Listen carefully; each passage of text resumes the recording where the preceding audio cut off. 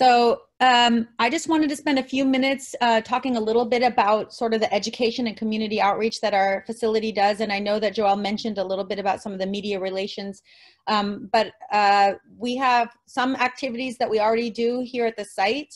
For those of you that are researchers that have to submit proposals to the National Science Foundation and talk about broader impacts. These are some ideas that you can include, and I'd be happy to talk over some of your ideas for broader impacts in your proposals, should that need arise. But really, we just have about 6 goals or objectives for our education and community outreach. The first is to support tech transfer to practitioners and future engineers. So really dissemination of our research results. And so we host a lot of tours of our facility when the facility is in operations.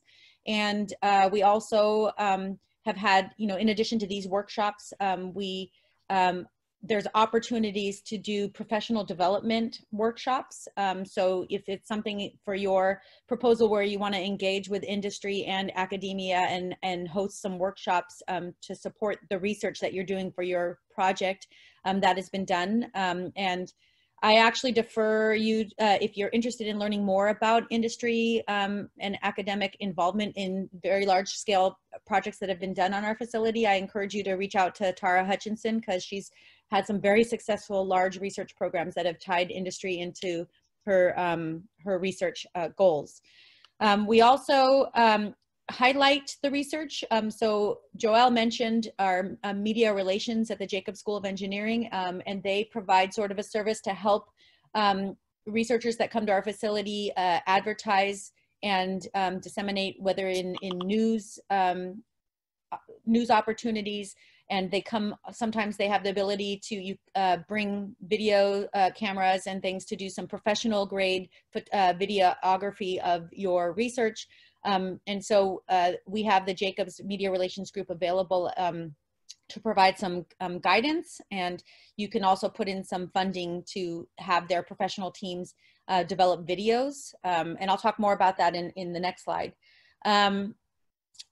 So we also want to engage students to broadly participate in the research that we're doing. I think, there's great research happening all over the country, but actually getting it into the classrooms or getting undergraduates and even K through 12 to participate and encouraging them to come into STEM is more challenging. So we have an outreach program. It's called the Seismic Outreach Ambassador Program, where we bring usually 4th through 6th grade students to campus, and they do sort of a connects building activity. And I'll show you in the next slide a video of them actually doing something on the shake table. It was, we had like 200 kids come on a shake table event. But we're really trying to engage students. And so if you're doing research at our facility and you have graduate students who are at our site doing work, they're able to actually get involved in some of this outreach if they'd like to. We also want to professionally develop our undergraduate and graduate students. So we participate in the NARI Research Experience for Undergraduate program, where we host 2 to 3 students every summer to help with the research that's being conducted on the shake table. We've had, over the last 10 years, many students come through our program. So if you happen to be doing testing on our table during the summer months, we could assign an REU student to one of your projects to help an undergraduate student. And this is a great opportunity for your graduate students to be mentored and professionally develop their mentorship skills to help support the undergraduate students and advise them on the work that they can do to support your project.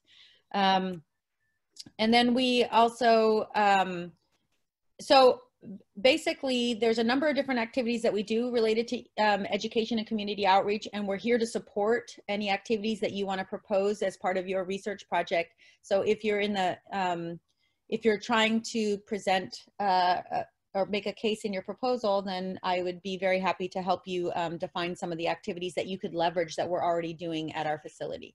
I just wanted to show you a quick video of the outreach that we talked about. I'm gonna pause for 1 second.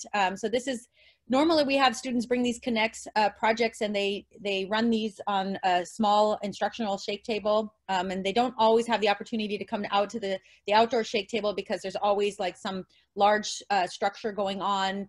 a large test, and so we can't always plan for these, but it is something that if you are planning to be on the shake table and you want to, you know, just prior to you, you know, erecting your specimen on the table, if you want a day where you bring in some outreach, it is something we could consider. It is a lot of planning and coordination, but just something that's been extremely rewarding. And this particular day, we had over 200 students come from diverse schools around San Diego County. So here they're testing their specimens on the shake table.